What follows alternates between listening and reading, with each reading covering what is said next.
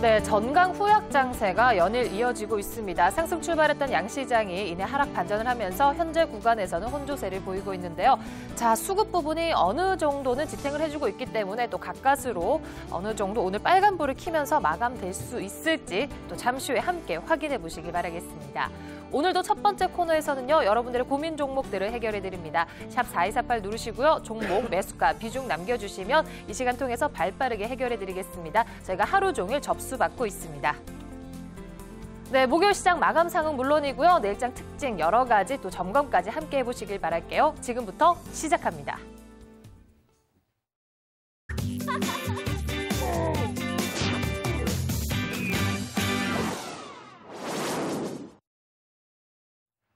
안투, 위투 함께하기 위해서 오늘 세 분의 전문가 나와주셨습니다. 오늘은요, 박근호, 한상호, 박정석 전문가 함께하십니다. 어서 오세요. 안녕하십니까. 네. 자, 뭐 상승했다가 또 다시 하락 반전했다가 굉장히 김 빠진다 이런 기분이 들 것 같거든요. 자, 오늘 시장도 마지막 점검 사항까지 잘 지켜봐 주시고요. 또 그 이후에 여러 가지 특징까지 잘 짚어주셨으면 좋겠습니다. 자, 먼저 첫 번째, 오늘도 종목 상담으로 시작합니다. 첫 번째 종목 화면으로 만나보실게요.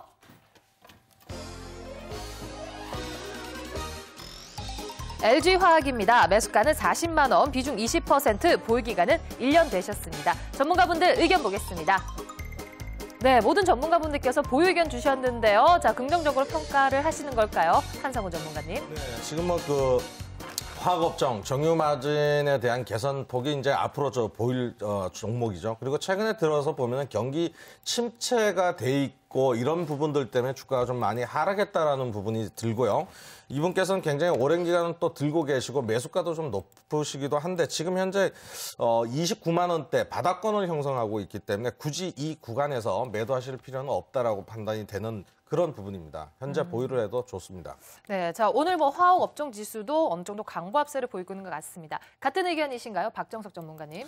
예, 현재 그 주가 수준 자체가 일단 최근 몇 년간의 어떤 역사적인 바닥권 수준에 있고요. 박스권의 어떤 하단 부분에 현재 좀 놓여져 있고 실적적인 측면 속에서 지난 4분기까지는 상당히 좋지는 않았었지만은 지금 올해 들어서는 2차 전지라든지 또는 정보 소재 사업이라든지 또는 본연의 석유 화학 부분들이 특히 중국 쪽에서 어떤 경기 회복을 바탕으로 해서 좀 어느 정도는 반등이 좀 나올 수 있는 위치에 있다. 그러니까 크게 상승하지 않는다 하더라도 최소한 여기서는 어느 정도 지지를 받을 수 있는 가격대이기 때문에 좀 굳이 매도보다는 좀 더 오랫동안 기다리셨던 만큼 더 기다리시기 바랍니다. 네, 자, 이분께서는 현재 좀 많이 손실을 보고 계시는데요. 그래도 긍정적으로 모든 전문가분들께서는 보유 의견을 주셨습니다. 바로 다음 종목 짚어드립니다.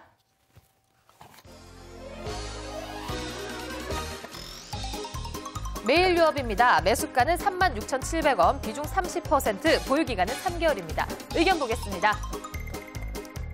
네, 보유, 매도 의견 나와 있는데요. 자, 매도 의견 들어보도록 하겠습니다. 이 종목 지금쯤 매도를 해야 될까요? 사실 기관 투자자들이 굉장히 좀 공격적으로 보유 내지는 매수를 외치는 종목 중에 하나가 바로 매일유업입니다. 자, 얼마 전에 이제 어떤 중소기업들과 대기업들의 상생 얘기가 굉장히 좀 시장에 화두가 됐었습니다만은 지금은 어떤 우리가 이제 길거리에서 볼 수 있는 중소상인들과 어떤 기업들 간의 상생을 많이 외치고 있는 상황이죠. 매일유업이 인수했던 제휴과정도 그것과 관련된 부분도 있습니다만 그것이 이제 실적에 미치는 영향은 굉장히 좀 적겠죠. 그러나 제가 매일유업을 매도를 말씀드리는 이유는 가격적인 탄력이 지금 많이 죽었습니다. 지금 실질적으로 이제 갖고 있으면은 올라가겠지라는 생각보다는 일단은 지금 가격권에서 조금은 부담스러운 가격권이다. 이렇게 좀 말씀드리고 조정권에서 다시 한번 매수를 하시는 전략 권해드리도록 하겠습니다. 네, 자, 일단 단기적으로 매도를 해보자라는 의견을 주셨는데요. 반대 의견 들어보겠습니다. 한상호 전문가님 계속 들고 가도 될까요? 예, 기관들의 매수가 들어온 것은 올해 또 2013년도에 턴 어라운드가 예상되는 실적이 더욱더 좋아질 전망이 있다. 그래서 특히 이제 분유 수출가 재고 단가가 8% 정도 상승을 시키는 부분이 있었고요. 또 중국 시장을 통해 갖고 수출을 통한 이런 성장 모멘텀이 부각되기 때문에 현재 보유를 하셔도 좋겠다는 말씀을 드리겠고요. 목표가로는 1차적으로 37,000원을 보시고요. 손절가로는 3만 원 정도를 보시면 될 것 같습니다. 네, 알겠습니다. 매일유업에 대해서는 매도 의견 한 분 주셨고요. 보유 의견이 조금 더 우세했습니다. 바로 다음 종목 짚어드립니다.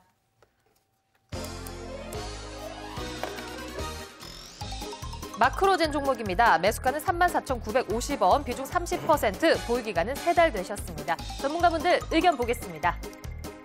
네, 모두 노란색 팻말 보유 의견 주셨는데요. 박정석 전문가님 괜찮은가요? 예, 뭐 특히 이제 최근에 이제 주가가 뭐 상당히 좀 강하게 올라와주면서 시장에 좀 관심을 좀 받고 있습니다. 지금 그 매수하셨던 그 기간이 한 3개월 정도 이제 걸렸던 상황인데, 뭐 사실 그 동안은 좀 그 수익이 나질 못하다가 이제 최근 들어서 이제 수익이 좀 발생을 하고 있거든요. 뭐 마크로젠 같은 경우에는 뭐 대표적으로 또 어떻게 보면 좀 성장성이라고 하는 부분들이 부각이 될 때 상승할 수 있는 바이오 이제 줄기세포 관련주인데요. 유전자 관련 분석 시장이 지금 앞으로 이제 계속적으로 성장하면서 이쪽의 어떤 성장성 부분들이 좀 최근에 재조명을 좀 받고 있는 것 같습니다. 뭐 최근에 뭐 수급도 괜찮고 뭐 기술적으로도 지난 그 1월달에 고점을 돌파하고 있는 만큼 뭐 추가 상승을 좀 기대를 해볼 수 있고요. 목표 가격은 전고점 근처인 4만 원으로 제시를 해드리고 손절매 가격은 32,000원으로 설정하도록 하겠습니다. 네, 계속해서 보유 의견 들어보도록 하겠습니다. 박근호 전문가님 긍정적으로 평가하시나요? 이제 한 가지 단어만 보시면 될 것 같습니다. 이제 앞서도 얘기가 나왔습니다만은 그 성장성이라는 부분인데요. 마크로젠 같은 경우는 거의 바이오 기업들의 1세대라고 할 수 있는 맏형님이죠. 코스닥 상장과 같이 해서 지금까지 계속적으로 살아남은 시장에 몇 안 되는 이제 바이오 기업인데 이렇게 보시면 될 것 같아요. 그동안에 마크로젠이 행했던 서비스의 가격이 너무 비싸서 많이 이용을 못했는데 그 가격이 지금 조금 내려가고 있죠. 그렇다라고 그러면은 가격 때문에 하고 싶어서 못하셨던 우리 소비자분들이 유전자 진단 서비스 많이 받을 걸로 예상이 되거든요. 성장성은 우리 바이오 기업들 중에서는 애널리스트들이 가장 좋게 보는 종목이기도 하고 저도 상당히 괜찮게 보고 있습니다. 네. 자, 지금 이분께서는 아주 조금 손실 보고 계신데요. 자, 세분의 전문가께서는 보유 의견을 주셨기 때문에 조금 더 들고 가도 괜찮을 것 같다. 긍정적으로 평가를 해주셨습니다. 다음 종목 확인해 보겠습니다.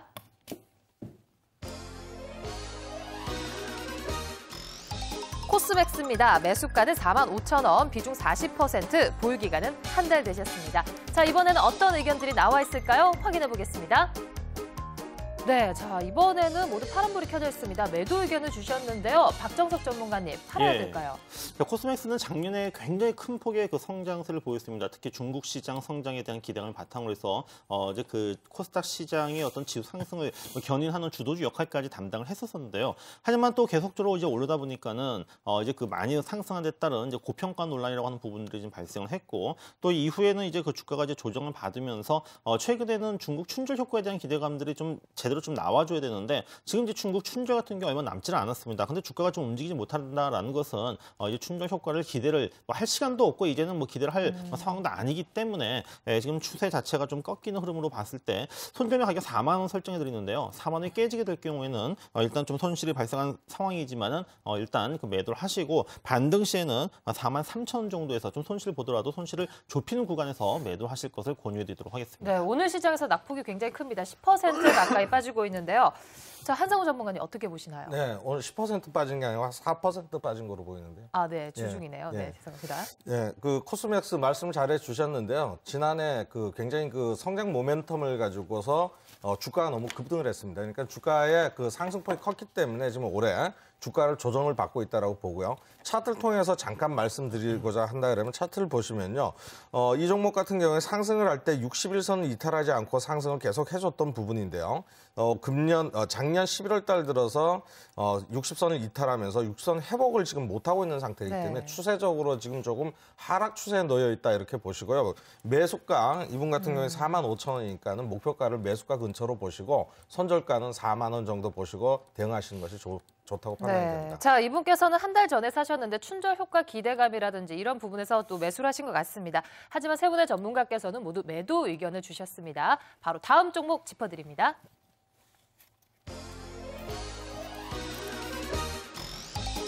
다우기술입니다. 매수가는 15,800원, 비중 50%, 보유 기간은 2달 되셨습니다. 전문가분들 의견 보겠습니다. 네, 보유 매수 의견 나와 있습니다. 추가 매수 괜찮을까요?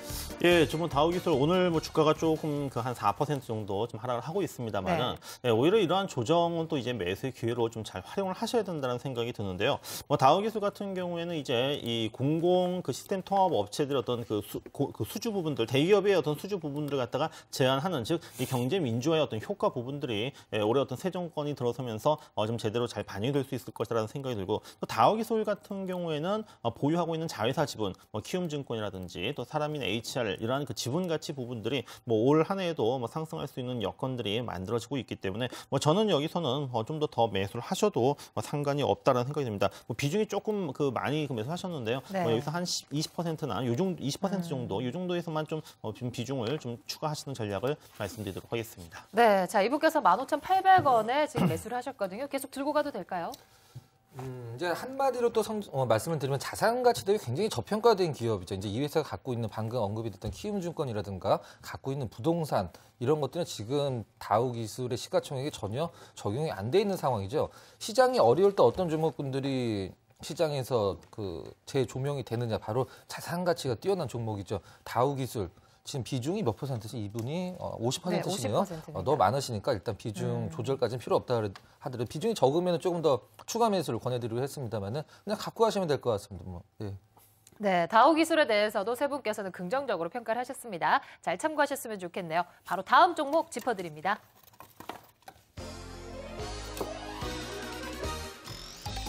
파미셀 종목인데요. 매수가는 4,873원입니다. 자, 일주일 되셨는데요. 비중이 80%대로 좀 높은 편입니다. 자, 대응 전략 잘 짜주셔야 될 것 같습니다. 의견 보겠습니다. 네, 자, 이 종목에 대해서 매도 의견이 더 우세한 것 같고요. 보유 의견 나와 있는데요. 먼저 긍정적인 평가 한번 들어볼까요? 보유 의견 주셨습니다. 네, 파미셀은 줄기 세포 치료제 히사셀 글램을 만드는 회사입니다. 그래서 지금 최근 들어갖고 주가의 변동폭이 좀 많이 있었는데요. 이분께서 이제 일주일 전에 매수하셨다.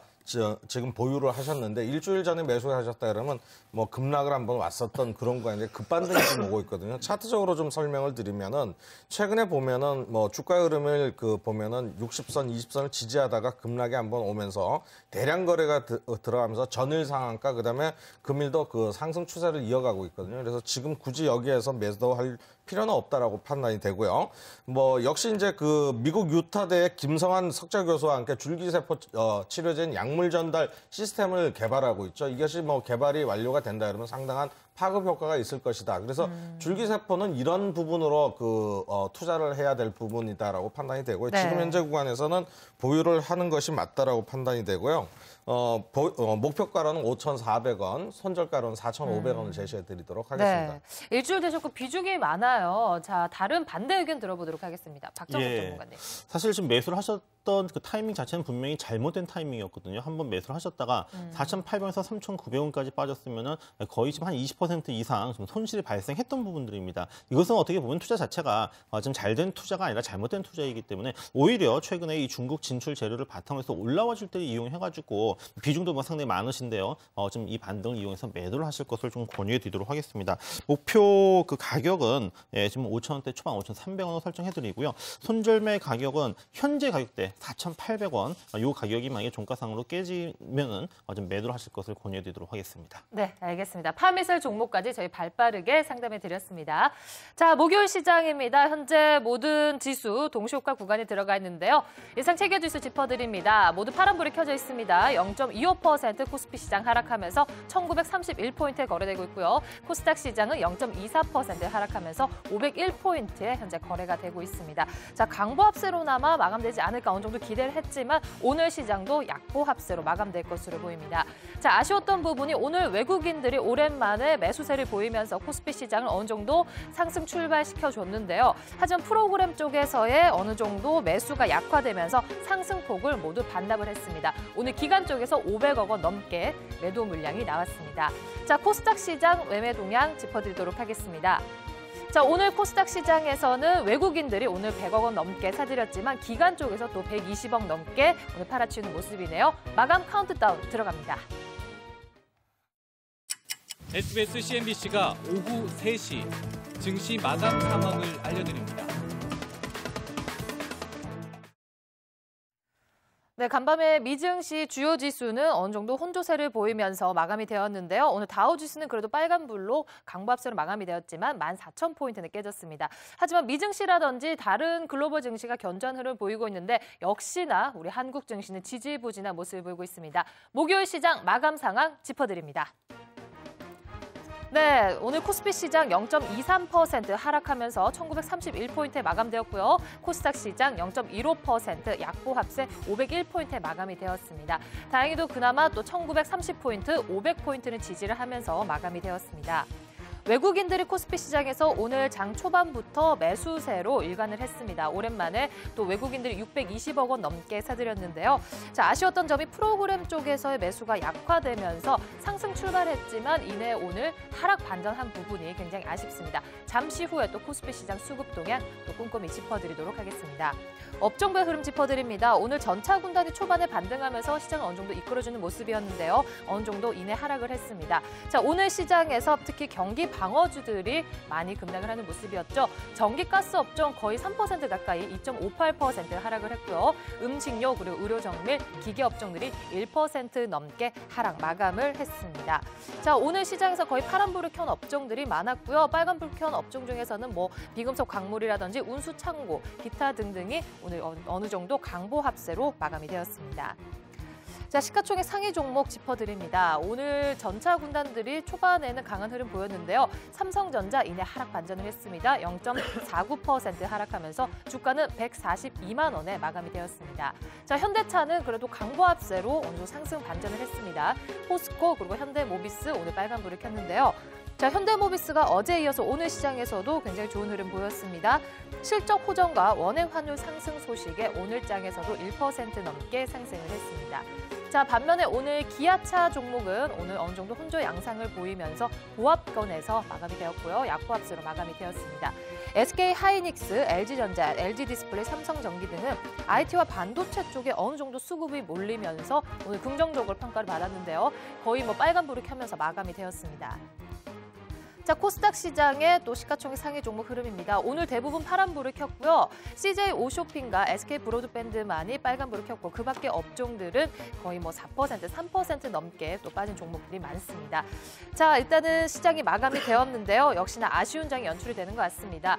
무엇보다 긍정적으로 평가되는 부분이 그래도 외국인들 쪽에서 코스피 시장에 자금이 들어왔다. 또 오늘 코스닥 시장도 어느 정도 좋게 마감이 된 것 같은데요. 자, 또 수급 동향 또 자세히 짚어보도록 하겠습니다. 코스피 시장 수급 동향 짚어주시죠.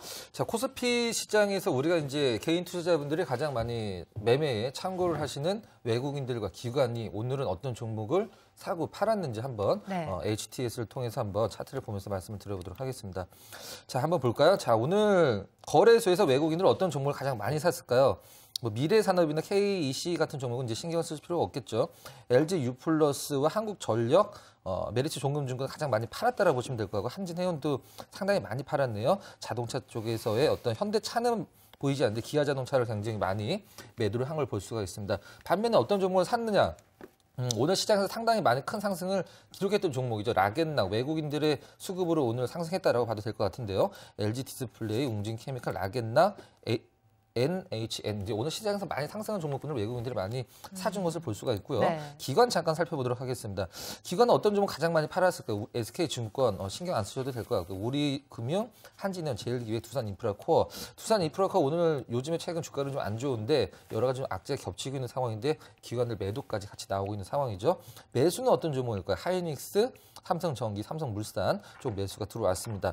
자, 그러면 지금 외국인들과 기관이 어떤 종목에서 수익을 내고 어떤 종목에서 손실을 보고 있는지 한번 같이 보도록 하겠습니다. 물론 전제 조건은 외국인은 한 명이 아니고 기관은 한 명이 아니죠. 같은 종목에서 손실을 보고 있는 주체도 있고 수익을 내고 있는 주체도 있으니까 이제 참고만 하시면 될 것 같습니다.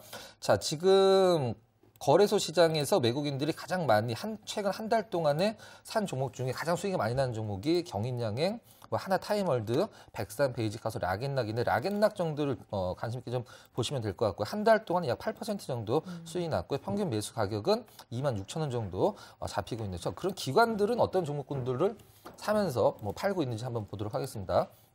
기관들은 손실난 종목 먼저 보도록 하겠습니다.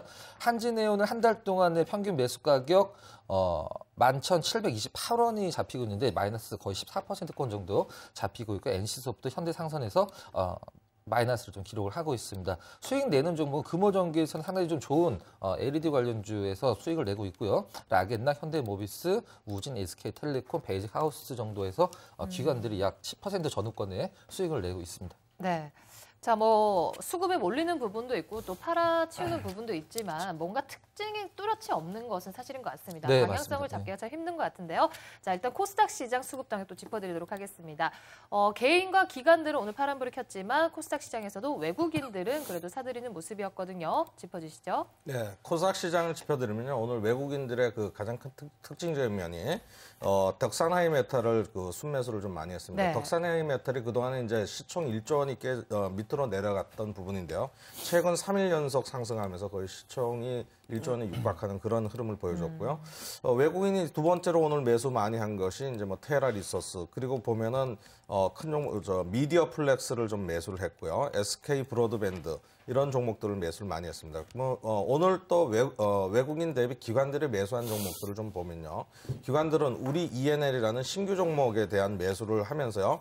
공모가를 상회시키는 그런 네. 흐름을 좀 보여줬습니다. 그리고 뭐 특징적인 면으로는 ELK라든가 인터플렉스 그다음에 그동안에 그 상승 모멘텀이 없다라고 그 나왔던 부분들에서 휴맥스가 기관들 매수세가 유입이 되면서 오늘 4%대 상승을 하면서 휴맥스가 이제 그 유럽 쪽에 그 모멘텀, 실적 모멘텀이 부각되는 그런 흐름으로 보여줬습니다.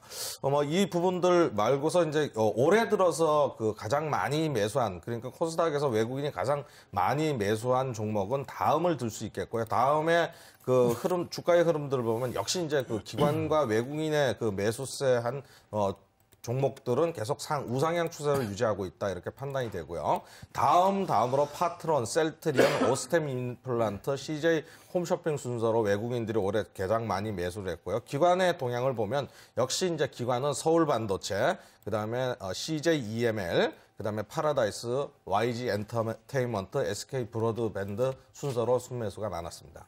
네. 자, 뭐 역시나 코스닥 시장에서도 뚜렷한 어떤 방향성을 찾기는 힘든 것 같습니다. 네. 그렇기 때문에 그때그때 대응 전략을 또 저희 전문가분들께서 잘 해주셔야 될 것 같습니다. 자, 요즘 굉장히 또 중요하게 체크를 해봐야 될 부분이 환율인 것 같은데요. 뭐 현대모비스 종목도 오늘 시총 상위 종목 중에서 이틀 연속 좋은 흐름 보였던 것이 또 어느 정도 원엔 환율이 상승을 했다. 이런 부분도 긍정적으로 되는 것 같더라고요. 역시나 일희일비하는 그런 부분일까요? 예, 뭐 환율 같은 경우에 이제 오늘 전날보다 이제 소폭 상승하면서 마감을 했습니다. 네. 1,080원대에서 이제 마감을 좀 했는데 좀 그 우리 시장이 지금 그동안 이제 디커플링이 이제 발생을 했던 부분들 이제 환율의 그 영향이 이제 굉장히 크잖아요. 그래서 한번 코스피 시장과 그다음에 그동안 환율의 추이를 한번 좀 그림을 통해 가지고 제가 좀 한번 좀 설명을 좀 드려보도록 하겠습니다. 지난 이제 9월달, 10월달 같은 경우에는 자 지금 보시는 녹색이 바로 코스피 지수고요. 노란색이 바로 이 원달러 환율인데 네. 자 9월달, 10월달, 11월달 같이 이제 그 어떤 동조와 흐름들을 보여주었었습니다. 하지만 지난 11월 말부터 이제 그 시장은 올라갔었지만은 사실은 여기서 그 환율도 같이 올라가는 흐름으로 만들어졌었어야 되는데 이것이 이제 환율이 계속적으로 떨어지면서 이제 그 시장과의 어떤 흐름들이 여기서 이제 그 디커플링이 지금 발생하는 부분이었었고요. 자 오늘 그 하루 동안의 흐름만 본다라면은 오늘 같은 경우에 장 초반에는 그 환율이 1,090원대를 넘기도 했었습니다. 오늘 그 시작을 할 때 전체적인 시장의 흐름도 그 긍정적으로 그 좋게 출발했었었죠. 하지만은 시장이 이제 꺾이면서 환율도 역시 마찬가지로 좀 상승의 탄력이 둔화가 되었었기 때문에 오늘 그 환율이 시장에 미치는 영향이라고 했던 부분들은 다른 날보다는 그렇게 크지는 않았다라고 좀 보시면 좀 될 것 같습니다. 네. 오늘 그 흐름들 자체는 여전히 뭐 환율 자체가 좀 계속적으로 지금 그 박스권의 어떤 흐름으로 전개되고 있고 여전히 그 엔달러 환율의 추이가 굉장히 중요합니다. 엔달러 같은 경우에는 최근 94엔대까지도 뭐 장중에 좀 돌파가 나오면서 엔저 현상이라고 하는 부분들이 지금 계속적으로 지금 진행이 좀 되고 있기 때문에요.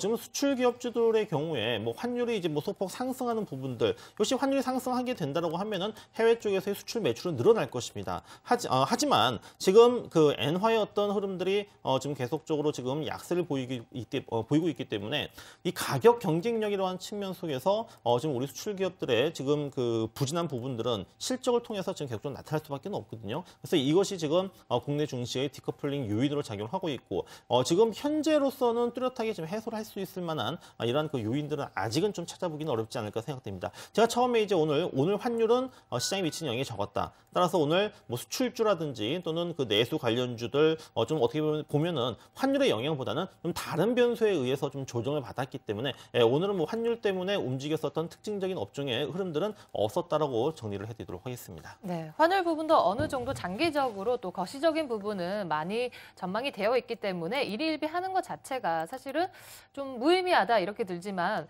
그래도 순환매가 워낙에 빨리 되고 있기 때문에 어떻게 대응을 해야 되는지 굉장히 좀 까탈스러운 장이 아닐까 이런 생각이 들거든요. 자, 그렇다면 이어서 환율 상승과 관련해서 수출주들 아직까지는 접근을 하는 것은 좀 시기상조일까요? 지금 이제 수출주들 같은 경우에 지금 이제 환율이 뭐 떨어지는 거 환율이 이제 오른다. 환율이 오르면은 이제 똑같은 물건을 팔아도 이제 그 기업이 얻는 그 이익의 부분들이 이제 분명히 커질 수는 있습니다. 그런데 이제 원화의 어떤 그 절하속도보다도 엔화의 어떤 절하속도가 더 지금 빠르기 때문에요. 지금 그 똑같은 물건을 파서 이익이 좀 더 이전보다는 뭐 1,050원대보다는 더 커질 수도 있겠지만은 지금 그 엔화 때문에 덜 팔린다는 거죠. 그러니까 어떤 미국 시장에서 예를 들어 자동차만 본다 하더라도 현대 기아차의 지금 시장 점유율이 떨어지고 도요타 자동차의 시장 점유율이 높아졌다고 하는 부분들 자체가 철저하게 어떤 뭐 품질이라든지 이런 것을 떠나가지고 환율의 영향, 가격적인 어떤 경쟁력 부분이 굉장히 좀 크다라는 생각됩니다. 그래서 아직은 지금 그 뭐 원화의 어떤 그 흐름들, 원달러 환율의 어떤 흐름이 반등이 나온다라는 것보다는 제가 뭐 누누이 강조해서 말씀을 드렸었던 엔화의 흐름들을 좀 계속적으로 좀 추이를 지켜봐야 되는데 지금 엔화가 지금 전혀 꺾일 기미를 보이지 않고 있어요. 지금 뭐 90엔대에서부터 지금 91, 92, 93, 94 아마 지금 이러한 흐름이라고 한다면은 뭐 조만간 100엔대까지도 진행이 된다고 봤을 때 100엔대까지 간다라고 하면은 환율이 우리 원달러 환율이 다시 1,100원을 넘어선다 하더라도 그 효과가 굉장히 그 기업의 어떤 실적에 미치는 부분들이 굉장히 미미할 수밖에 없습니다. 그래서 좀 엔화의 어떤 추이가 꺾이기 전까지는 아직은 수출주 대응은 지금 굉장히 좀 빠르다라고 정리를 해드리도록 하겠습니다. 네, 자 오늘 유틸리티 업종 또 한국전력이 어느 정도 큰 폭으로 빠졌는데요. 뭐 특별한 이유가 있었을까요, 한성호 전문가님? 한국전력이 오늘 굉장히 좀 많이 빠졌잖아요. 네. 네, 어떻게 보시나요? 한국전력이 오늘 뭐 상승 추세 도중에 이제 네. 좀 그 조정을 좀 받았는데요. 그 조정을 받은 이유를 보면 이제 그 상승했던 이유를 보면은 네. 그동안에 이제 작은 부분들 그러니까는 그 SK나 기타 이제 뭐 그 이런 대기업에서 생산한 전기를 비싸게 사와서 네. 싸게 팔았거든요. 그 부분을 이제 통해 갖고 남는 게 없었던 남는 게 거더라고요. 없었던 네. 부분을 좀 올렸던 부분인데요. 사실 이제 더 이상 인상할 수 있는 부분이 올해 없으니까 그런 모멘텀이 좀 부족하다. 그래서 뭐 잠시 조정을 받는 것이 아닌가 이렇게 판단합니다. 그러니까 네. 오늘 그 이 예금보험공사 이 자회사가 지금 그 보유하고 있는 한전 지분이 있거든요. 근데 이 지분이 뭐 다음 주에 이제 좀 장래에 좀 출회될 수 있을 것이다라는 이제 그런 루머 때문에 좀 주가가 좀 하락을 했던 것 같습니다. 그럼 루머일 뿐일 건가요? 예, 아직은 뭐 정확하게 지금 그거는 뭐 다음 주에 뭐 실제 이제 그 지분이 뭐 나오는지 이것을 이제 확인을 해야 되는데 사실 또 뭐 지분율 자체가 지금 뭐 5%도 안 되고 지금 총 해봐야 지금 1.3%이기 때문에 장 내에서 매도를 하더라도 이건 뭐 확인할 수가 없는 부분들이거든요. 그래서 단지 일단은 좀 오버행 이슈 때문에 지금 주가가 좀 하락을 했던 부분들이기 때문에요. 지금 이 부분만 좀 다시 또 수면 아래로 내려간다고 하면은 또 한국전력의 올해 또 기업 실적이 어떤 그 작년보다 훨씬 더 좋아질 수 있는 뭐 이러한 부분들이 다시 재부각되면은 뭐 추세는 또 돌려놓을 수 있는 부분들 최근에 그 내수주라든지 원화 강세 수혜주들의 어떤 주목받던 부분들은 뭐 금방 끝나지는 않을 것 같습니다. 네. 자, 뭐 어제 오늘 반도체 쪽에 수급이 어느 정도 몰리는 것 같거든요. SK 하이닉스도 어제 오늘 어느 정도 강세를 이어가고 있는데 디램 매출 증가세다 뭐 이런 좋은 뉴스가 있는 것 같아요. 어떻게 보시나요?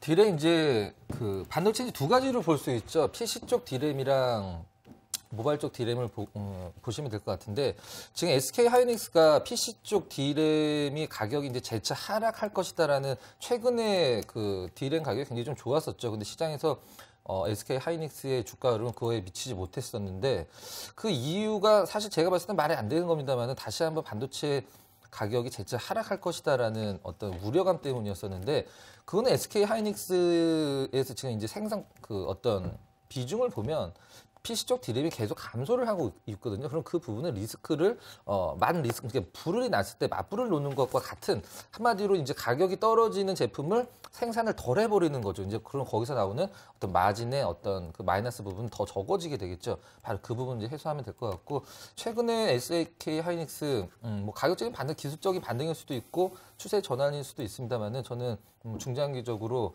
나쁘지 않다라고 보고 있습니다. 네, 오히려 중장기적으로 좀 들고 가봐도 된다 이렇게 생각을 하시는 것 네. 같습니다. 최근에 또 세무조사 관련해서 NHN이 좀 많이 빠졌어요. 근데 여러 가지 뭐 모바일이라든지 게임 이런 쪽에서 뭐 조직 재편을 다시 하겠다 이런 불확실성을 딛고 오늘장에서는 반등을 해주는 모습이거든요. NHN 주가 앞으로 괜찮을까요? 어떻게 보시나요? 뭐 최근에 이제 이 국세청에서 뭐 이제 그 세무조사를 한다라는 소식 때문에 주가가 이제 하락을 했고, 여기에 맞춰가지고 지금 NHN의 지금 이 기업 분할 이슈가 또 이제 작용을 했습니다. 뭐 게임, 포탈, 검색 광고, 그다음에 이제 모바일 이렇게 좀 4개 좀 분야로 이제 좀 분할을 한다는 얘기가 나와가지고 있는데, 아무래도 이제 NHN 같은 경우에는 좀 그 업종 자체가 좀 굉장히 좀 섞여 있죠. 뭐 완전히 그 덩 떨어진 부분은 아니기 때문에 기업의 어떤 효율화를 위해서 뭐 특히 또 이 게임 부분 같은 경우에는 정부의 뭐 셧다운제와 같은 이러한 좀 정부 규제 이런 부분들도 좀 있기 때문에 이런 것들 때문에 어떻게 보면 NHN 주가가 좀 제대로 좀 평가를 받지 못했던 부분도 있을 겁니다. 그래서 지금 뭐 향후에 좀 이러한 기업 분할 이런 부분들과 또 4분기 실적을 발표를 했는데요. 4분기 실적이 또 괜찮게 나왔어요. 지금 어닝 서프라이즈가 나와가지고 오늘 좀 주가가 좀 강하게 상승해줬던 부분들인데, 뭐 현재는 뭐 이슈 부분들이 지금 굉장히 많이 있습니다. 지금 특히 이제 앞으로 이제 기업 분할이라고 하는 이런 이슈가 좀 계속적으로 좀 작용을 해준다라고 볼 때는 이 이슈는 전 주가에 뭐 긍정적인 도움이 될 수 있는 재료라고 보고 있거든요. 그래서 뭐 최근 뭐 좀 루머에 의해서 뭐 주가가 좀 하락을 했던 부분들은 뭐 오히려 좀 그 저가에서 살 수 있는 매수의 기회가 아니었던 이렇게 좀 생각을 좀 하고 있습니다. 네, 오늘장 특징주까지 살펴드렸습니다. 자, 내일장에 대해서 저희가 또 잘 전략을 구사해 봐야 되는데요. 내일장 역시 지지부진할까요? 전망가 전략, 또 다른 전문가분들께서 메신저를 통해서 의견 보내주셨습니다. 화면으로 만나보실게요.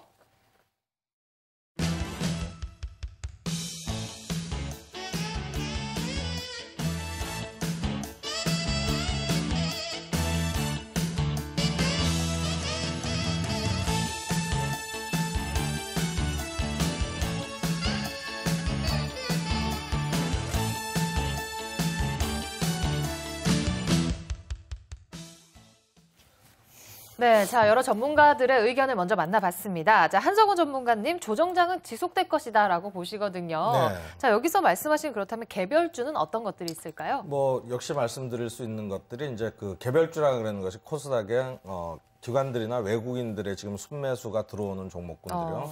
그런 종목 아까 전에 뭐 말씀드렸듯이 수급 동향에서 말씀드렸듯이 뭐 최근에 이제 덕산 하이메탈 뭐 이런 종목 쪽으로 좀 많이 좀 들어오고 있거든요. 그래서 그런 종목들 위주로 봐야 되겠고, 지금 저는 이제 그 시장의 조정을 좀 계속적으로 지속적으로 보고 있다라는 점은 어떤 조정을 할 때는 계속 어떤 빌미를 갖다 붙인다 이런 그 말씀을 좀 드리고 싶은데요.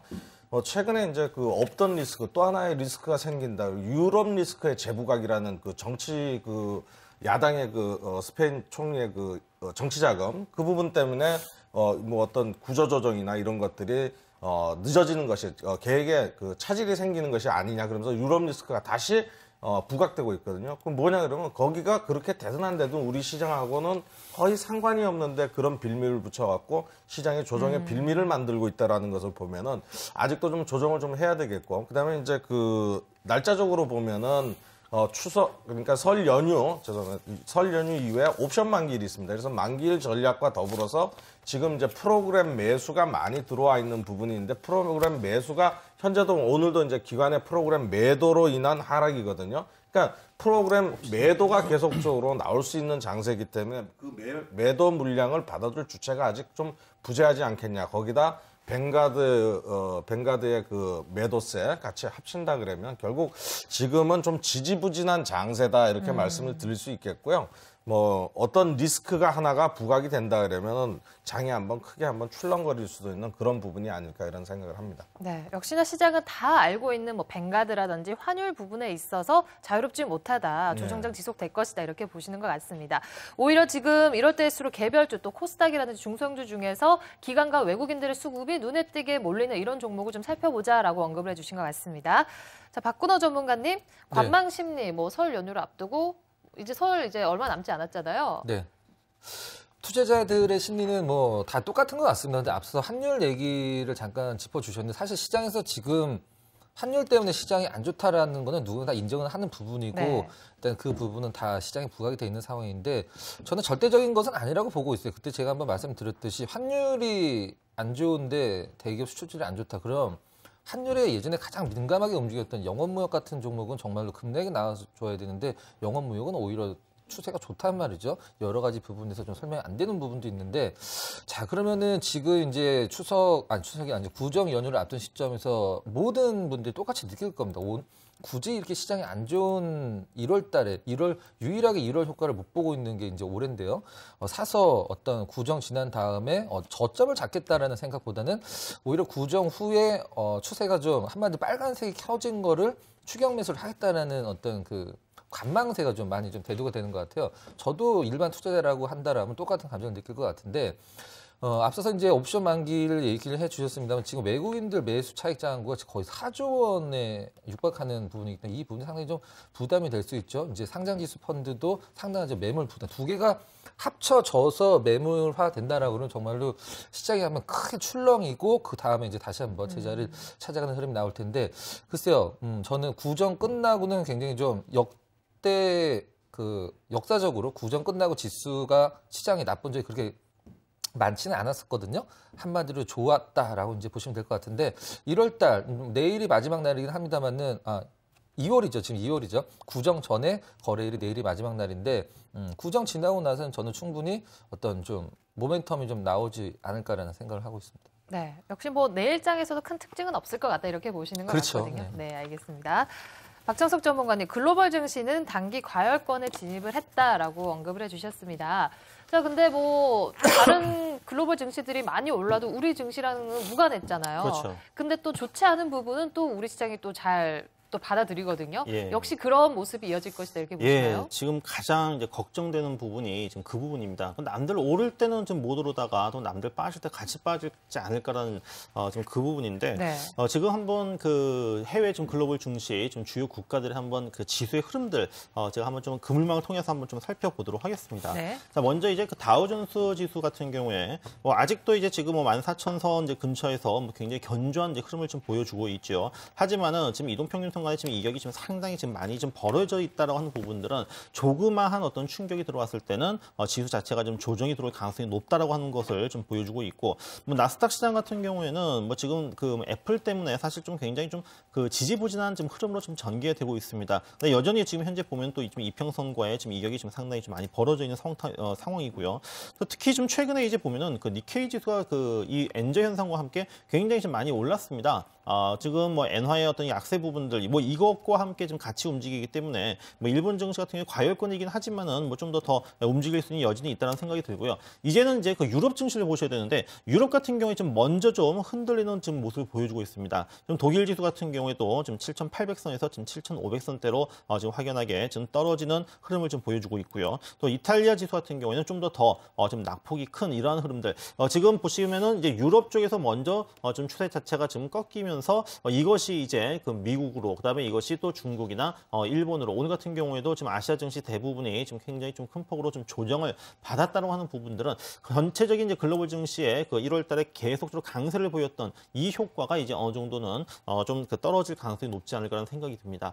그래서 이제 국내 증시가 뭐 이게 글로벌 증시가 지금 그동안 거꾸로 갔다고 한다면 지금 이제 글로벌 증시가 조정 받을 때 좀 나홀로도 상승이라고 하는 부분들을 좀 기대를 해봐야 되는데 그것을 기대를 하기에는 지금 환율의 여건이라든지 또 뭐 일정 상이라든지 이벤트 상이라든지 그리고 또 뭐 북한의 핵 리스크라든지 이런 것들로 인해 가지고 뭐 독자적으로 홀로 상승하기는 좀 굉장히 좀 어렵지 않을까라는 생각이 들고 있거든요. 그래서 제가 이제 뭐 방송을 통해서 계속 좀 말씀을 드렸던 대로 아직은 때가 아니다. 지금 뭐 본격적으로 좀 접근할 수 있는 때가 아니다. 오히려 지금 상황에서는 지금 박스권의 어떤 흐름으로 좀 진행이 되는데 박스권이 자꾸만 낮아집니다. 올라갈 때마다 지금 그 지수 관련 종목군들 같은 경우에는 비중을 줄이는 전략으로 대응을 하셔야 된다고 말씀드리도록 하겠습니다. 네.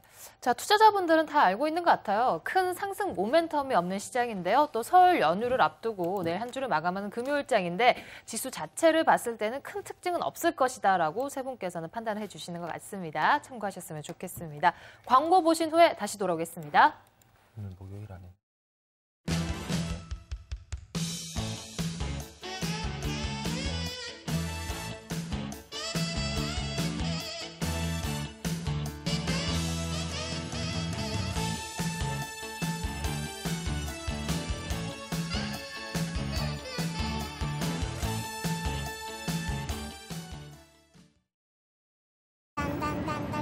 기회는 오랜 기다림 끝에 찾아와 순식간에 지나간다.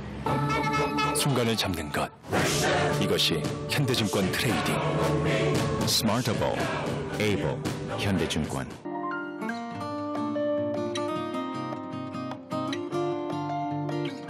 생활을 바꿔줄 건축 아이디어를 만납니다. 2월 20일부터 24일까지 경양 하우징 페어. 9살 칭칭에게 아름다운 교실이 생겼습니다. 중국의 학교를 지원하는 아시아나의 아름다운 교실. 아시아나가 취향지와 친구가 되었습니다. 아름다운 사람들, 아시아나항공. 야, 김선희! 네가 어디 있더라도 내가 널 지켜줄게. 난 너의 수호천사라고. 그때보다 더 멋있게 달려가는 수호천사가 있습니다. 동양생명. 네, 본격적으로 포트폴리오 꾸려보는 시간입니다. 오늘도 안전한 투자, 위험한 투자 대표 두 분과 함께합니다. 상익 씨, 은지 씨, 안녕하세요. 안녕하세요. 안녕하세요. 안투 대표 슈퍼모델 김은지입니다. 안녕하세요. 위투 대표 변상익입니다. 오늘도 어려운 주식을 쉽게 배워볼까요? 오늘도 출발!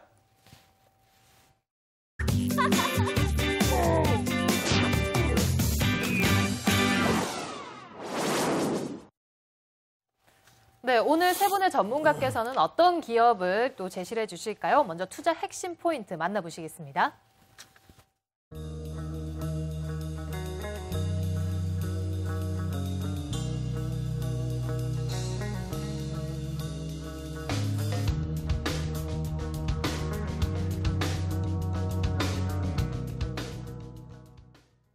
네, 먼저 한상호 전문가의 우전엔 한단 종목 들어보도록 하겠습니다. 조금 이름이 생소한데요. 어떤 회사인가요? 그 우전엔 한단 좀 생소하시라고 생각했는데 2009년도에 우전이라는 케이스를 만든 회사하고요. 한단 정보통신이라는 셋톱박스를 만든 회사가 합병한 회사입니다. 근데 우전한 한단의 그 매출 비중을 보면요. 그 케이스 매출이 한 80% 정도 되고요. 셋톱박스 매출이 한 20% 정도 됩니다. 근데 역시 이제 주력 사업이 케이스죠. 이 회사를 소개시켜드리는 이유가 이제 가장 크게 가져 나온 이유가 성장성이 굉장히 부각될 수 있는 회사다라는 점입니다. 그래서 그 전에 우전 한단에서는 블랙베리라는 스마트폰이요. 스마트폰 케이스 매출 비중을 한 70% 정도를 했고요. 그래서 일본 소니 계열의 방수 케이스를 납품을 했던 부분입니다. 근데 작년 2011년도까지 납품한 이후에 작년에 이제 블랙베리가 신제품이 나오지 않으면서 매출 비중이 줄었는데요. 이 회사가 작년에 그러니까는 작년 하반기부터 삼성전자와 거래를 시작을 했습니다. 근데 이제 삼성전자에서 케이스 업체가 처음 R&D, 그러니까 제품 개발서부터 참여해갖고 완제품이 나올 때까지 참여할 수 있는 R&D 업체로 등록된 회사가 한단, 그러니까 우전엔 한단을 포함해갖고 3개 업체 정도가 되거든요. 그러니까 굉장히 기술력을 높게 샀다라는 부분에서 봐야 될 그런 종목이다라고 말씀을 드릴 수 있겠고요. 네. 뭐 지금 이제 뭐 우리가 알 수는 없겠지만 갤럭시 4가 이제 올해 상반기 정도에 출시가 된다고 하죠. 이미 이제 그렇다 그러면은 케이스에 대한 그러니까 디자인에 대한 부분이나 이런 것들은 다 이미 그 결정이 난 상태고 아마 시제품을 만들어 갖고 맞추고 있는 그런 상태일 것이다라고 판단이 되고요. 올해 물량은 아마 그 삼성전자에서 수준은 굉장히 그 활발하게 이어갈 수 있다라고 보고요.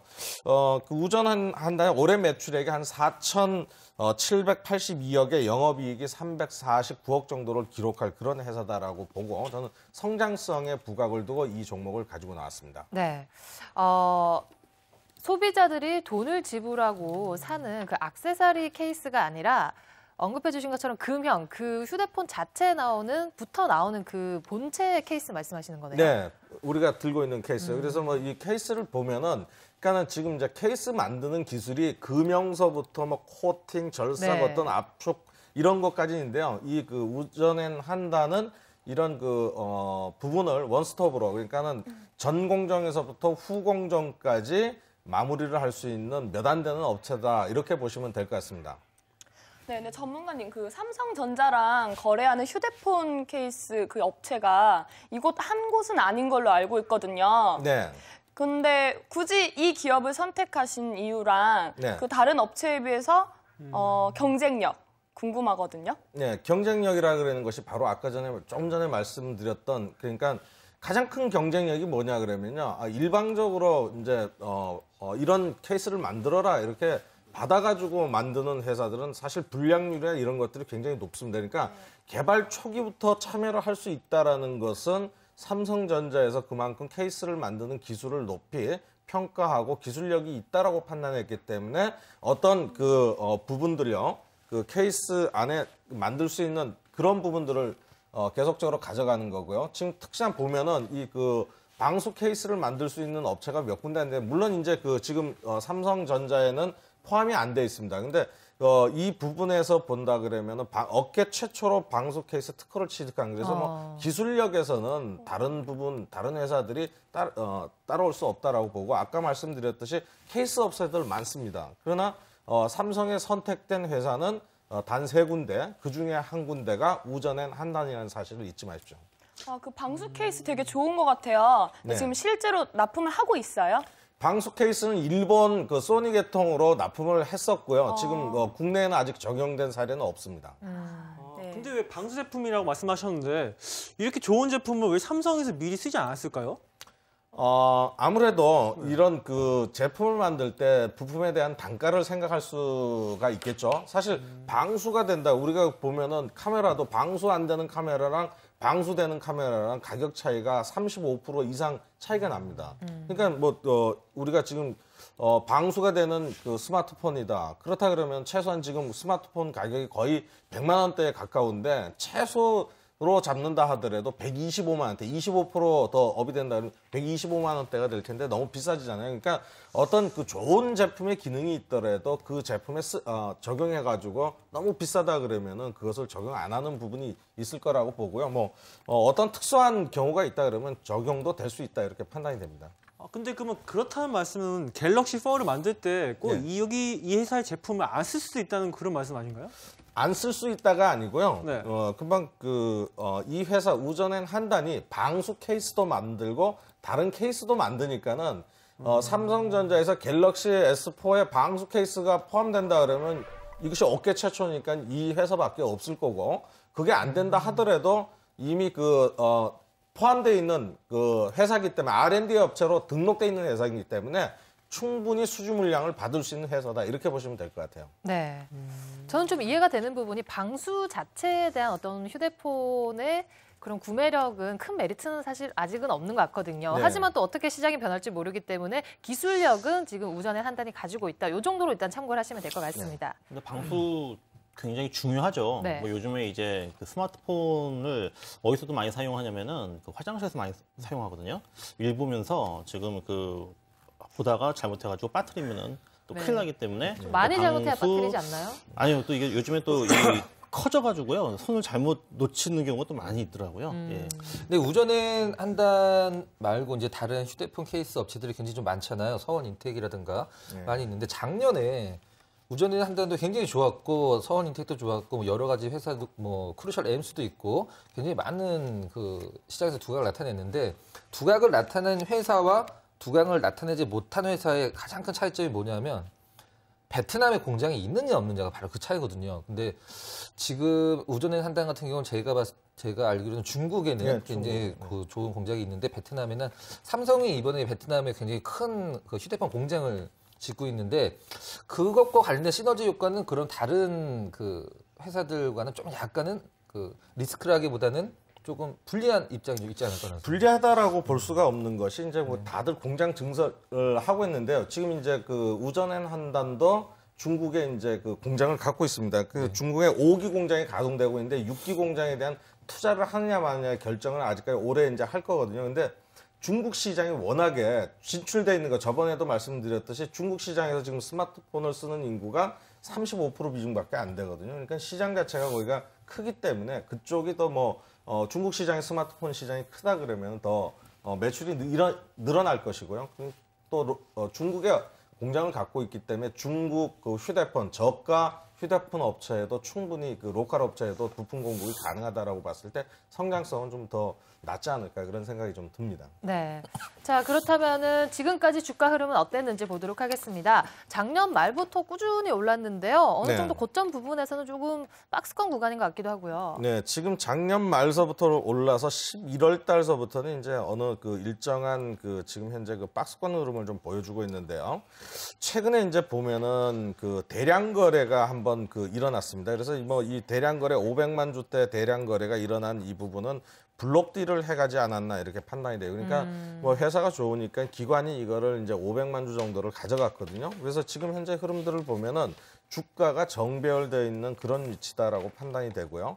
뭐 지금 현재 이제 그 가장 중요한 것이 매출 성장성하고 영업이익이잖아요. 그러니까 지금 매출 성장이 4,900원대. 그러니까 그 올해 영업이익도 350억. 그래서 뭐 굉장한 실적이다라고 봤을 때 이 그 우전엔 한단의 주가는 최소한 뭐 이 가격보다는 훨씬 높이가 있어야 되지 않을까 이렇게 판단이 되고요. 지금 현재 이 차트적으로는 굉장히 뭐 제가 보기에는 굉장히 그 상승을 하기 위한 비상을 하기 위한 지금 굉장히 그 에너지를 좀 모으고 있는 구간이다 이렇게 판단이 되고요. 매수가로는 7,230원 종가를 기준으로 해서 매수를 해주시면 좋을 것 같고요. 손절가로는 제가 보기에는 일단 한 6,800원 이탈하면 손절을 해주시고요. 1차 목표가로는 9,200원을 생각해 주시면 될 것 같습니다. 네.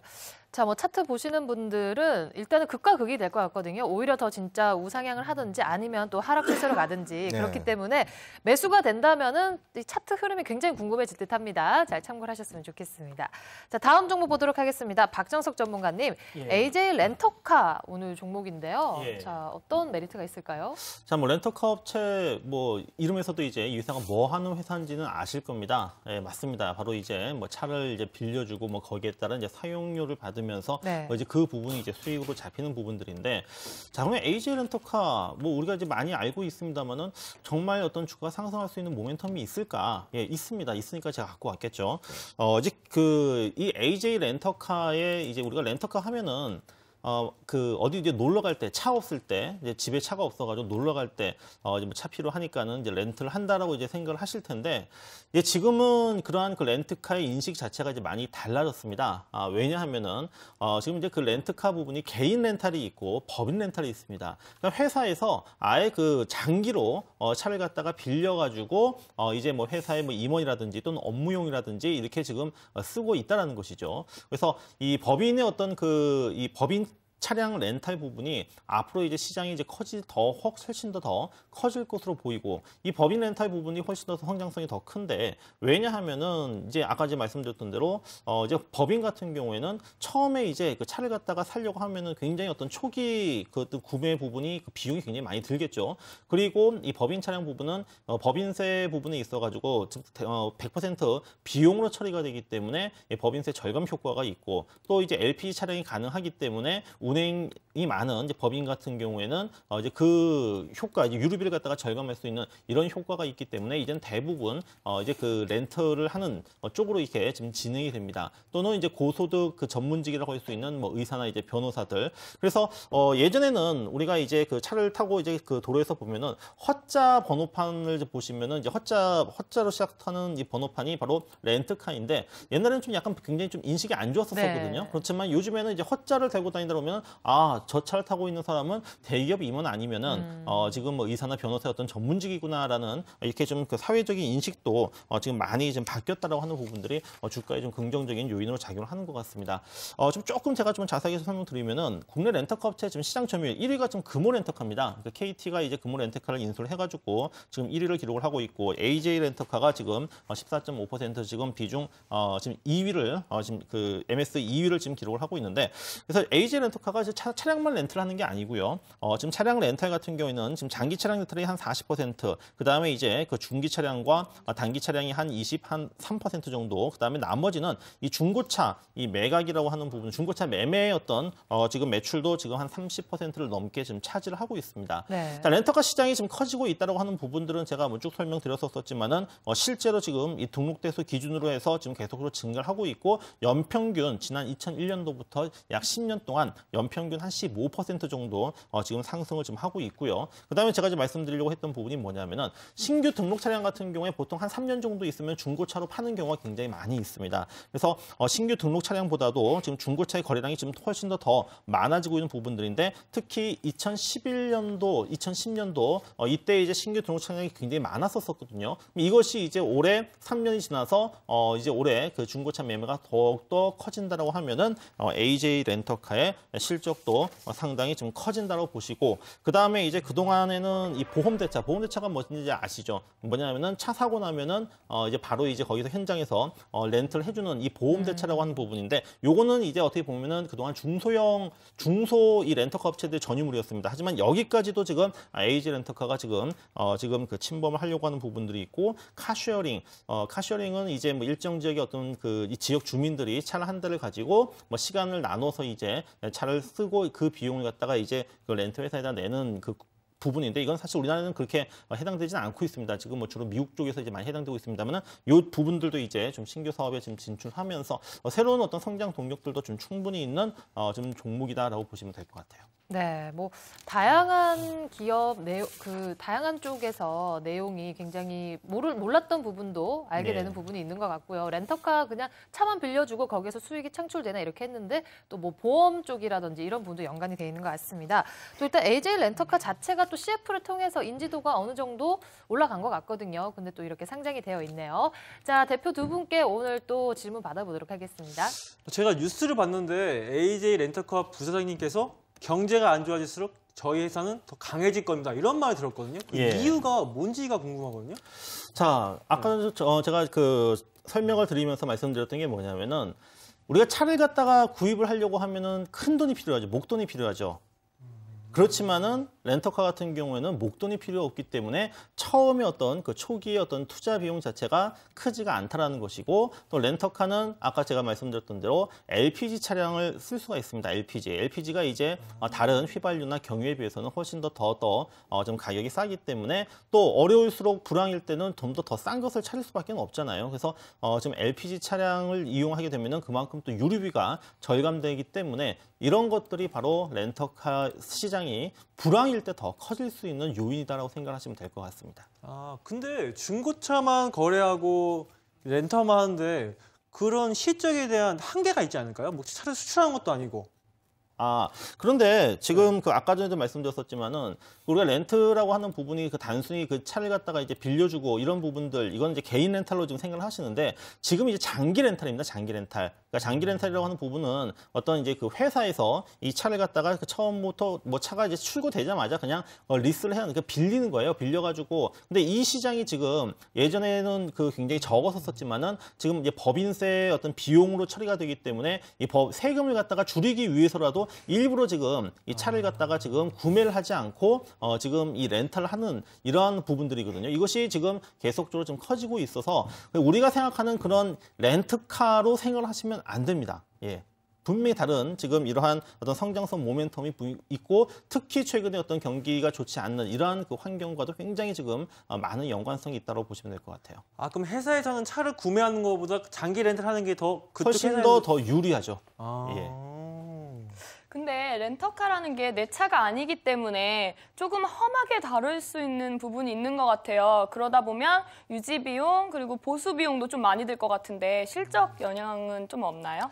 예, 오히려 어떻게 보면은 유지 보수가 더 유리하죠. 왜냐하면은 우리가 예를 들어서 지금 그 AJ 렌터카가 지금 보유하고 있는 차 대수가 지금 몇만 대가 있습니다. 그러면은 이제 뭐 정비 업체와 이제 그 계약을 뭐 미리 좀 해가지고 어떤 그 정비를 했을 때 그 단가 자체를 갖다가 훨씬 더 낮출 수가 있다는 것이죠. 그래서 만약에 뭐 험하게 타가지고 뭐 사고가 난다 하더라도 그것도 또한 역시 마찬가지로 뭐 보험회사랑 또 똑같이 또 그 연결이 되어서 보험료도 뭐 더 싸게 받을 수 있는 부분들도 있고 또 보험에서 뭐 다 처리가 되고 또 정비업체랑 또 역시 마찬가지로 그러한 어떤 관계 부분들이 지금 잘 정리가 되어 있기 때문에 유지보수 부분에 있어서도 훨씬 더 유리하다라고 생각을 하고 있습니다. 네, 자 그렇다면 AJ 렌터카 지금 주가 자리는 어떤지 차트 흐름 짚어보도록 하겠습니다. 예, AJ 렌터카는 작년 여름에 작년 7월달에 이제 시장에 상장을 했습니다.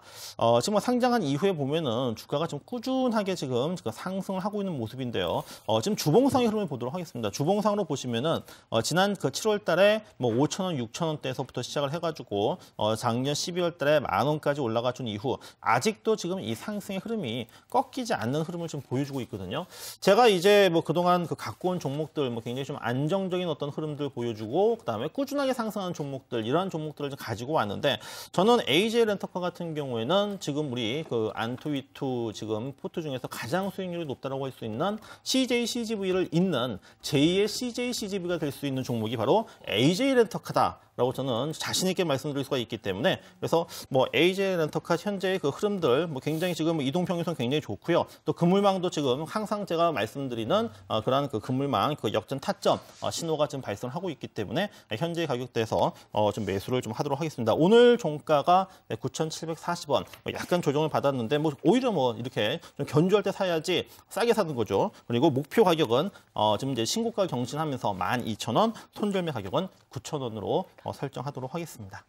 네, 자 어느 정도 안정적으로 가면서 수익을 낼 것이다 이렇게 보시는 것 같거든요. 또 투자 성향에 맞게끔 좀 잘 지켜볼 만한 그런 종목이다 이렇게 생각하시면 될 것 같습니다. 자 박근호 전문가의 코덱스 레버리지 보도록 하겠습니다. 자 오늘 특별히 가져오신 이유가 궁금하네요. 대부분의 투자자분들은 뭐 아시고 계시겠지만 우리가 이제 제가 잘 보여야 되는 우리 상희 씨와 은지 씨가 조금 주식의 초보시기 때문에 제가 알기 쉽게 설명 좀 드려보도록 하겠습니다. 네. 얼마 전에 영국에서 이러한 그 일이 있었죠. 고양이랑 펀드 매니저랑 주식 수익률 대결을 했습니다. 펀드 매니저는 그 정말 전문의 훈련을 받은 그런 펀드 매니저고 고양이는 밥그릇을 여러 개를 놓고 종목을 하나씩 놨습니다. 그래서 어느 밥그릇에 있는 그 먹이를 먹을까 그래서 그 종목을 산 거죠. 근데 고양이는 그냥 동물적 감각에 맡기는 그렇죠. 건가요? 근데 누가 이겼을까요? 고양이가 이겼겠죠. 고양이가 이겼죠. 네. 그러니까 제가 뭘 말씀드리고 싶냐면 우리나라 기관들, 한마디로 펀드 매니저는 자문사의 운영 능력을 봤을 때 시장이 10% 올랐을 때 절대 그들이 시장 초과 수익률을 낼 수 있는 실력이 없는 사람들입니다. 그러니까 제가 이 코덱스 레버지를 오늘 갖고 온 이유가 바로 그 이유인데 시장이 올라갔는데 내 종목이 떨어진다. 이러한 경험도 상당히 많이 하셨을 거예요. 사실 실질적으로 시장이 떨어졌을 때 우리 투자자들이 조급한 게 아니거든요. 시장이 올라갔는데 내 종목이 떨어질 때 그때 심리적으로 너무 불안한데 네. 자, 코덱스 레버리지는 어떤 상품이냐면 이제 삼성에서 운영을 하는 상품이죠. 앞에 타이거 자가 붙으면 이제 미래 에셋을 운영하는 이제 펀드인데 한마디로 여러 종목을 모아놓은 펀드를 그 거래소에서 그 우리가 편하게 매매를 할 수 있는 그런 상품을 이제 ETF라고 이제 익스체인지 펀드 이제 트레이딩 펀드 이렇게 부르는데 자, 그럼 어떠한 장점이 있을까? 일단은 세금이 싸죠. 세금이 싸고 그다음에 운용 수수료가 보통 펀드들은 뭐 1년에 한 3, 4%, 2% 이상 되는데 ETF는 운용 수수료가 1년에 1% 미만이고요. 그다음에 특정 기업의 리스크를 전혀 생각하실 필요가 없습니다. 시장이 정말 좋은데 내가 갖고 있는 종목만 떨어진다. 리스크가 있겠죠. 그걸 생각하실 필요가 없습니다. 자, 코덱스 레버리지 물론 양날의 검이죠. 올라갈 때도 2배, 내려갈 때도 2배. 올라갈 땐 2배 수익, 내려갈 땐 2배 손실이 나긴 합니다만은 제가 죄송합니다. 이걸 이제 오늘 원래 금요일 날 소개를 시켜드렸어야 되는데 저는 구정 뒤에 주가는 종합주가지수나 시장은 이제 어떤 우리나라의 안 좋은 점이 모두 다 그 주가에 반영이 돼 있기 때문에 시장 나름대로 좀 센 반등 기대를 하고 있거든요. 그렇기 때문에 금요일 종가 기준으로 코덱스 레버리지 저는 괜찮지 않을까라고 생각을 하고 있습니다. 네. 자, 그렇다면 지수가 하락했을 때 베팅을 하자 이렇게 보시는 거죠? 아니요. 그건 코덱스 인버스고요. 네. 코덱스 인버스는 떨어지면 수익이 나는 거죠. 근데 코덱스 레버리지는 이 여러 가지 삼성전자서부터 몇십 개의 종목을 제가 나눠서 사는 거죠. 거기다가 파생 상품을 결합을 해서 시장이 10% 올라가면 코스피 200이 10% 올라가면은 코덱스 레버리지는 20%가 수익이 나는 거죠. 물론 떨어질 때도 뭐 2배 손실이 나긴 합니다만은. 그러니까 시장을 한마디로 구정 뒤에 시장 단기적인 반등을 좀 노리자 이렇게. 자, 그렇다면 짧게 대응을 해야 되나 이렇게 생각하실 것 같거든요. 자, 질문 받아보도록 하겠습니다. 먼저 할게요. 오르면 무조건 2배로 오른다고 하셨어요. 근데 솔직히 내 돈 2배로 오르면 싫어할 사람은 없거든요. 근데 또 떨어질 때 내 돈도 2배로 떨어지는 거는 좀 어떻게 보면 되게 위험한 것 같고 불안해질 것 같아요. 그건 은지 씨 이렇게 생각하시면 될 것 같아요. 제가 시장이 안 좋다라고 생각해도 코덱스 인버스는 사지는 않습니다. 왜 그러냐면 종목들은 떨어질 수 있지만 우리 시장 자체는 인플레이션과 함께하기 때문에 영원히 올라가거든요. 중간에 잠깐 떨어질 수는 있습니다. 잠깐 손실이 날 수 있어도 바로 손실이 복구가 되거든요. 근데 인버스 같은 경우는 떨어질 때 수익이 나는 종목군들 같은 경우는 시장이 제가 말씀드렸듯이 우리 주식시장 경제학을 공부하다 보면 가장 그 기본이 뭐냐면 주식시장은 항상 오른다거든요. 무슨 말이냐.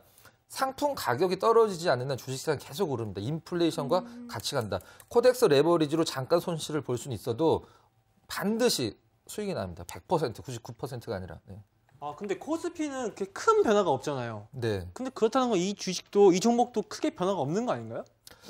이제 변화가 있을 때는 한 뭐 2%까지, 뭐 2, 3%까지도 움직일 경우가 있습니다만 이게 하루 이틀 갖고 갈 종목이 아니라 한 달 정도 갖고 가서 한 뭐 10% 이상 움직였다 그러면은 지금 2,000포인트만 가더라도 지금 지수대가 1,900 초반이잖아요. 초중반인데 이게 2,000포인트만 가더라도 사실 웬만한 대형주도 어떤 대형주를 갖고 있는 것보다는 수익률이 아마 괜찮을 겁니다. 그리고 제가 아까 말씀드렸던 우리나라 기관 투자자나 자문사들의 어떤 발매매 그들한테 돈을 맡기는 것보다 코덱스 레버리지를 사는 게 어떤 펀드를 드는 것보다 훨씬 수익률이 좋습니다.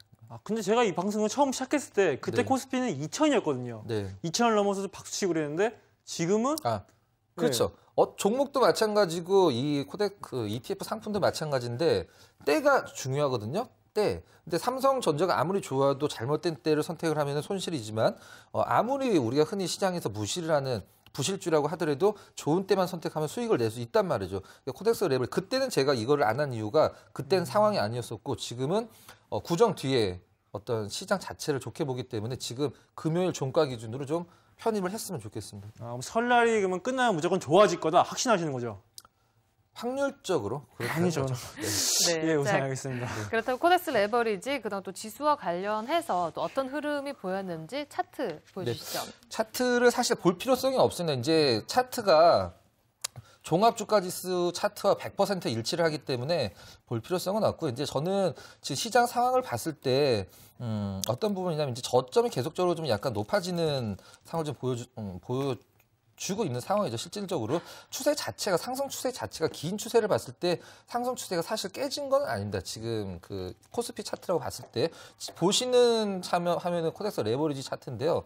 그 코스피 차트 일치하기 때문에 그냥 말씀을 드리면 저는 바로 이 부분 저점과 저점을 연결한 이 부분에서 바로 이제 구정 연휴 끝나고 단기적인 반등을 좀 시장이 보여줄 가능성이 있지 않을까라는 생각에서 어떤 좀 큰 자금을 규모 있는 자금을 운영하시는 분들은 코덱스 레버리지 적극적으로 좀 권장을 해드리고 싶습니다.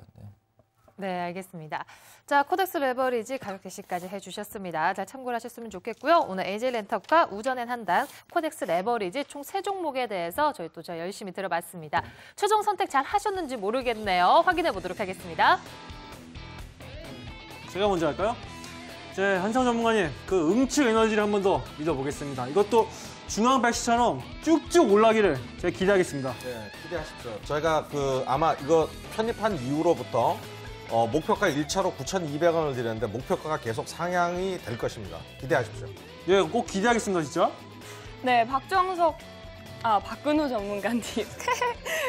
제가 처음 산 것 같아요. 전문가님 네네. 종목. 그쵸? 은지 씨 성향과 정말 딱 들어맞는 종목이죠. 네, 제가 딱 들었는데 나 호감이 가더라고요. 그래서 선택했어요. 네.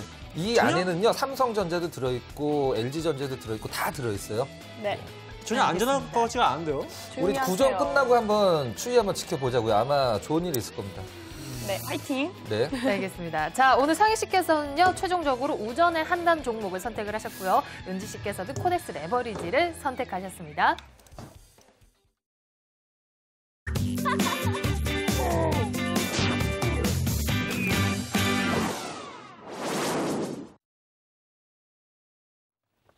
네, 포트폴리오 현황 짚어드리도록 하겠습니다. 상희 씨와 은지 씨의 수익률 현황 함께 확인해 보시죠. 은지 씨의 포트폴리오입니다. 안전한 투자를 지향한 은지 씨죠. 현재 총 8종목으로 구성되어 있습니다. 어제 선택하셨던 한국전력은 오늘 31,900원에 편입하셨습니다. CJ, CGV가 19%대로 가장 고수익 구간입니다. 상희 씨의 포트폴리오입니다. SBS 미디어홀딩스는 오늘 손절가 이탈로 포트에서 제외되면서 총 9종목 보유 중이신데요. 인터파크가 11%대로 가장 고수익 구간입니다.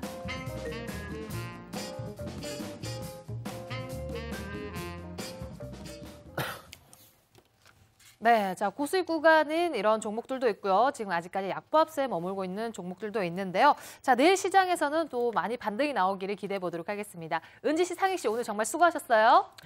네, 저도 내일의 제 포트의 수익이 확 오르기를 기대하면서 제 종목만 오르길 기대하며 내일 뵐게요.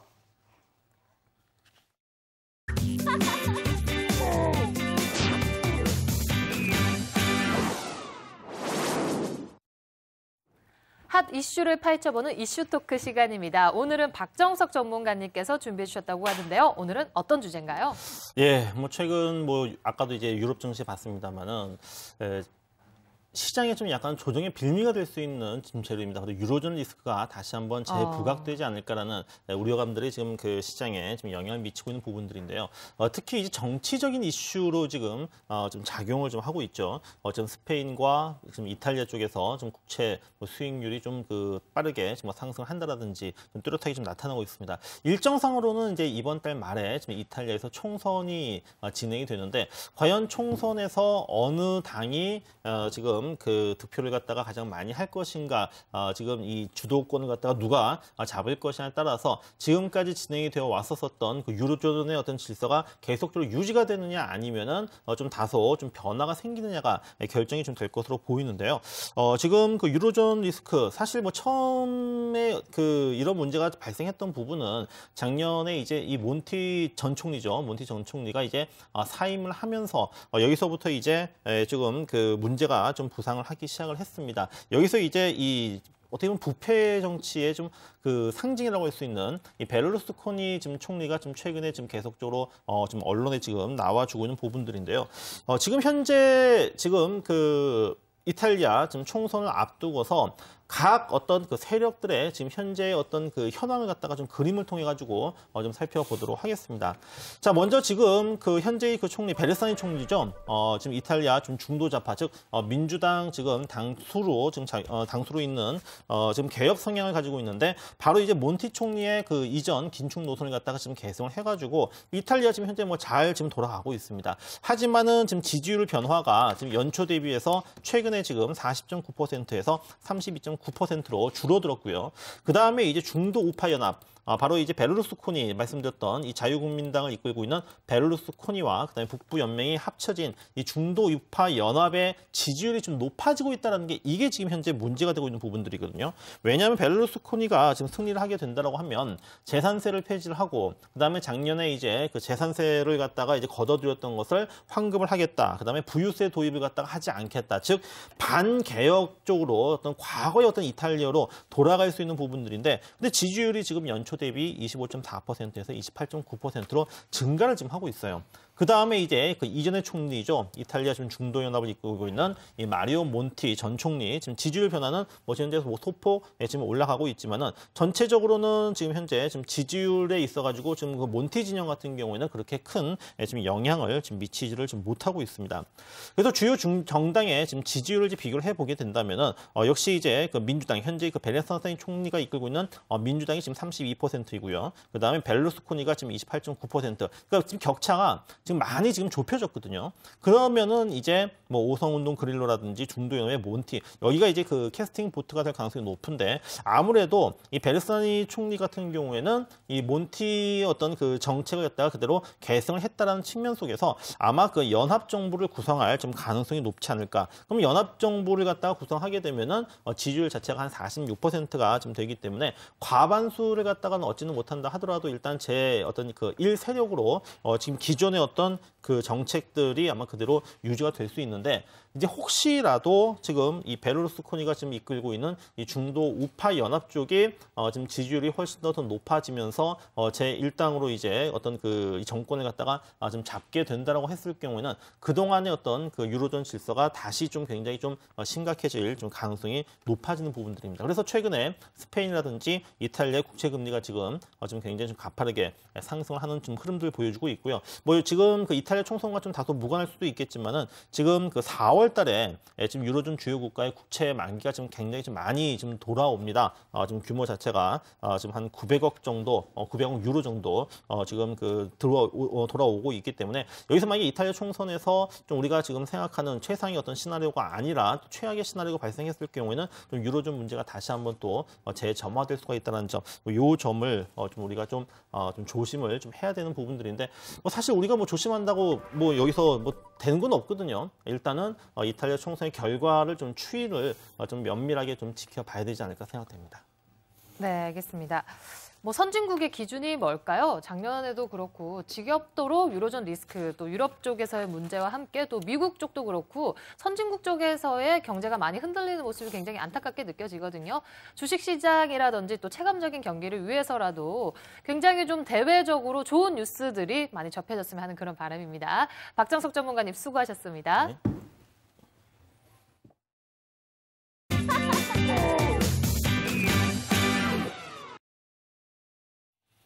네, 목요일 시장이 마감되었고요. 또 이슈 토크까지 함께했습니다. 세 분 전문가 이제 구정 잘 보내시고 또 다음 시간에 뵈야 되겠네요. 구정 때 또 가족분들과 좋은 시간 보내시고요. 또 에너지 잘 비축하셔서 또 다음 주 시장은 좀 상승장 기원하면서 뵙도록 하겠습니다. 오늘 정말 수고하셨습니다.